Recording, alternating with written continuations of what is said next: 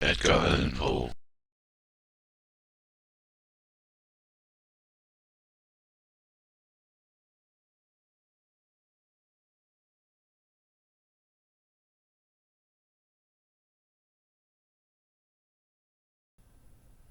Edgar Allan Poe, The Cask of Amontillado. The 1,000 injuries of Fortunato I had borne as I best could, but when he ventured upon insult I vowed revenge. You, who so well knew the nature of my soul, will not suppose, however, that I gave utterance to a threat. At length I would be avenged. This was a point definitely settled, but the very definitiveness with which it was resolved precluded the idea of risk. I must not only punish, but punish with impunity. A wrong is unredressed when retribution overtakes its redresser. It is equally unredressed when the avenger fails to make himself felt as such to him who has done the wrong. It must be understood that neither by word nor deed had I given Fortunato cause to doubt my goodwill. I continued, as was my wont, to smile in his face, and he did not perceive that my smile now was at the thought of his humiliation. He had a weak point, this Fortunato, although in other regards he was a man to be respected and even feared. He prided himself on his connoisseurship in wine. Few Italians have the true virtuoso spirit.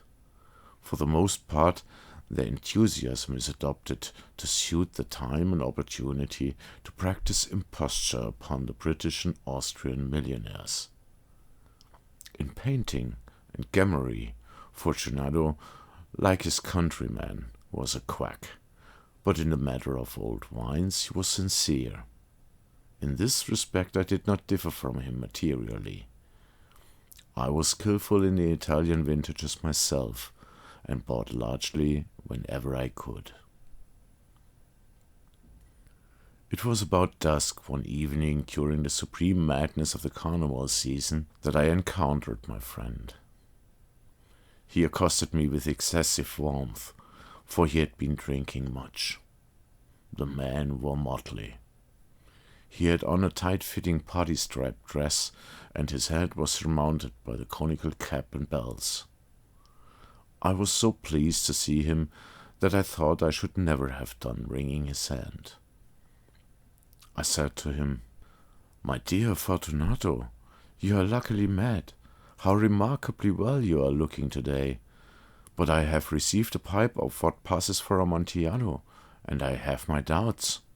"How?" said he. "Amontillado? A pipe?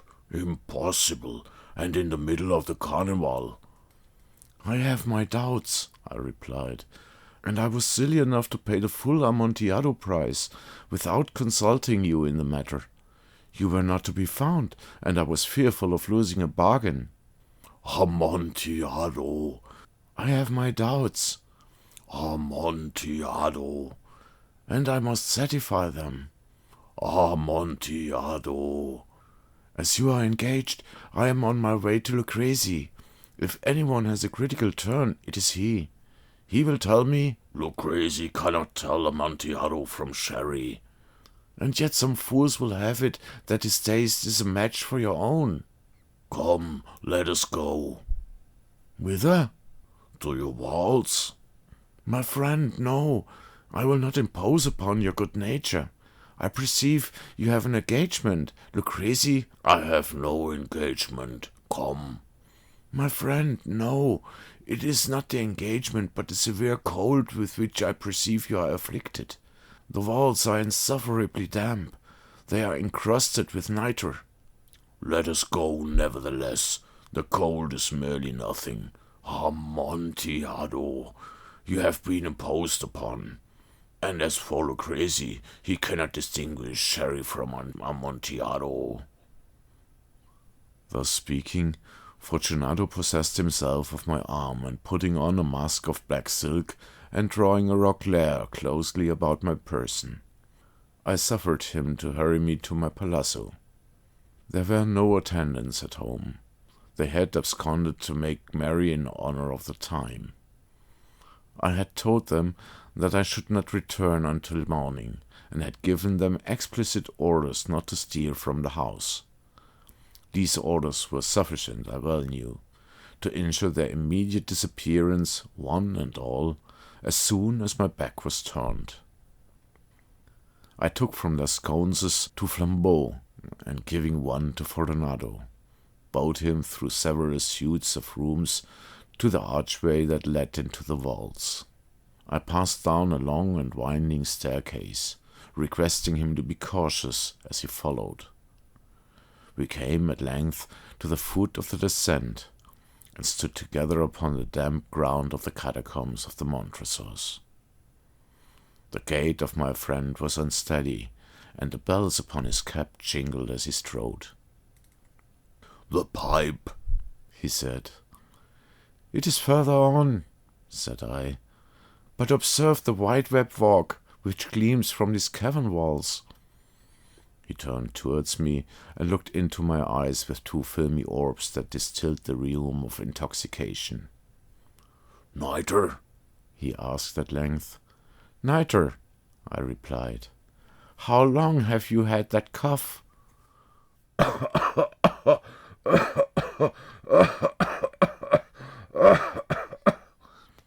My poor friend found it impossible to reply for many minutes. "It is nothing," he said at last. "Come," I said with decision. "We will go back. Your health is precious. You are rich, respected, admired, beloved. You are happy as once I was. You are a man to be missed.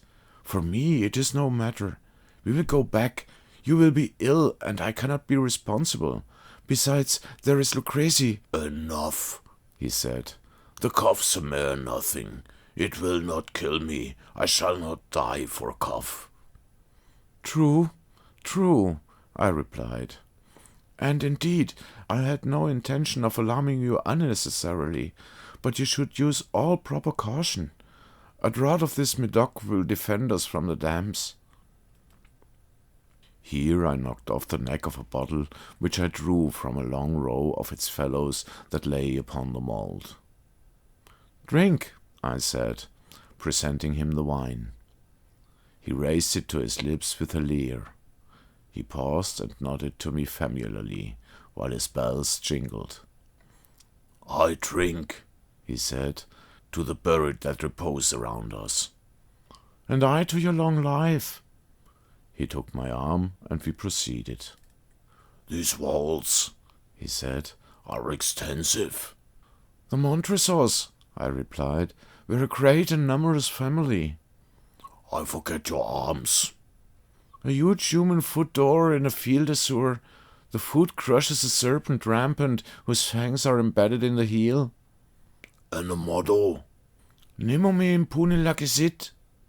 "Good," he said. The wine sparkled in his eyes, and the bells jingled. My own fancy grew warm with the Medoc.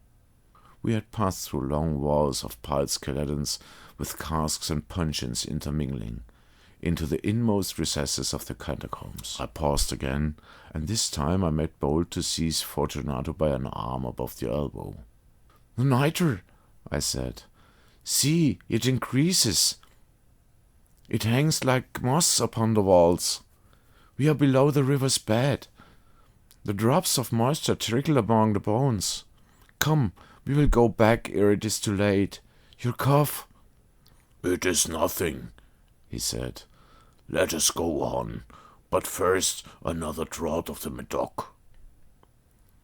I broke and reached him a flagon of the Graf. He emptied it at a breath. His eyes flashed with a fierce light. He laughed and threw the bottle upwards with a gesticulation I did not understand. I looked at him in surprise. He repeated the movement, a grotesque one. "You did not comprehend?" he said. "Not I," I replied. "Then you are not of the Brotherhood." "How?" "You are not of the Masons." Yes, yes," I said. Yes, yes. You, impossible, a mason. A mason, I replied. A sign, he said. A sign. It is this, I answered, producing from beneath the folds of my roquelaire a trowel. You jest, he exclaimed, recoiling a few paces. But let us proceed to the Amontillado. Be it so, I said, replacing the tool beneath the cloak and again offering him my arm. He leaned upon it heavily. We continued our route in search of the Amontillado. We passed through the range of low arches, descended, passed on, and descending again, arrived at a deep crypt in which the foulness of the air caused our flambeaux rather to glow than flame. At the most remote end of the crypt there appeared another less spacious. Its walls had been lined up with human remains, piled to the vault overhead, in the fashion of the great catacombs of Paris. 3 sides of this interior crypt were still ornamented in this manner. From the 4th side the bones had been thrown down and lay promiscuously on the earth, forming at one point a mound of some size. Within the wall thus exposed by the displacing of the bones, we perceived a still interior crypt or recess, in depth about 4 feet, in width 3, in height 6 or 7. It seemed to have been constructed for no especial use within itself, but formed merely the interval between 2 of the colossal supports of the roof of the catacombs, and was backed by one of the circumscribing walls of solid granite. It was in vain that Fortunato, uplifting his dull torch, endeavored to pry into the depth of the recess. Its termination the feeble light did not enable us to see. "Proceed," I said. "Herein is the Amontillado, as follow crazy." "He is an ignoramus," interrupted my friend, as he stepped unsteadily forward, when I followed immediately at his heels. In an instant he had reached the extremity of the niche, and finding his progress arrested by the rock, stood stupidly bewildered. A moment more, and I had fettered him to the granite. In its surface were 2 iron staples, distant from each other about 2 feet horizontally. From one of these depends a short chain, from the other a padlock. Throwing the links about the waist, it was but the work of a few seconds to secure it. He was too much astounded to resist. Withdrawing the key, I stepped back from the recess. "Pass your hand," I said, "over the wall. You cannot help feeling the nitre. Indeed, it is very damp. Once more, let me implore you to return. No?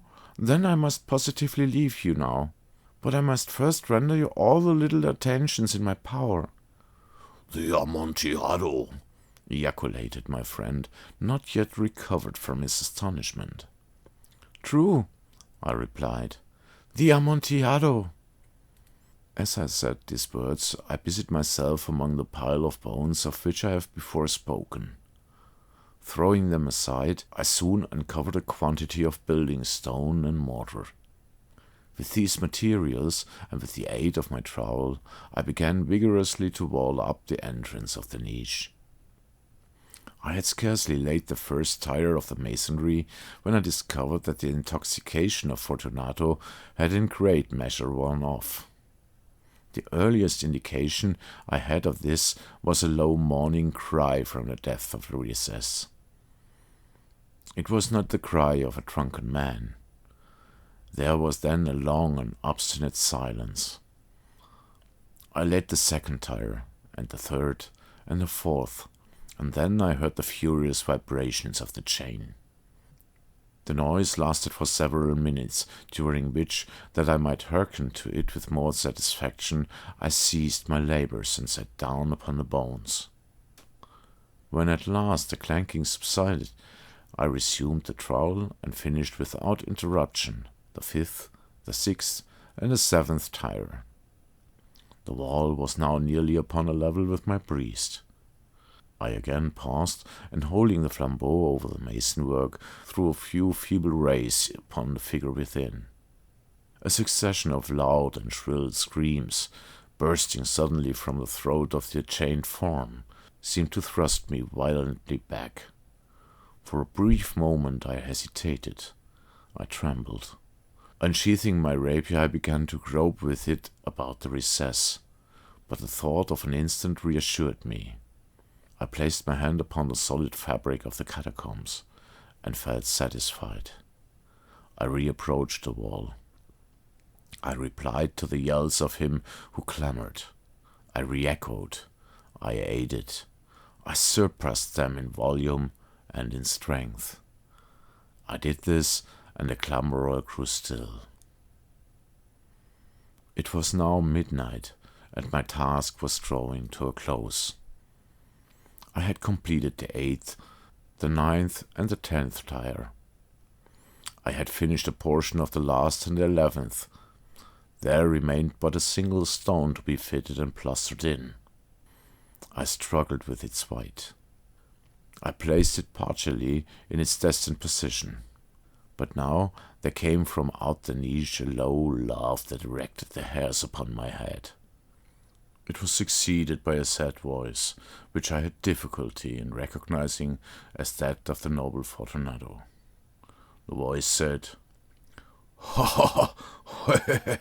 A very good joke indeed, an excellent jest. We will have many a rich laugh about it at the palazzo. Over the wine." "The Amontillado," I said. "Yes, the Amontillado. But is it not getting late? Will they not be awaiting us at the palazzo, the Lady Fortunato and the rest?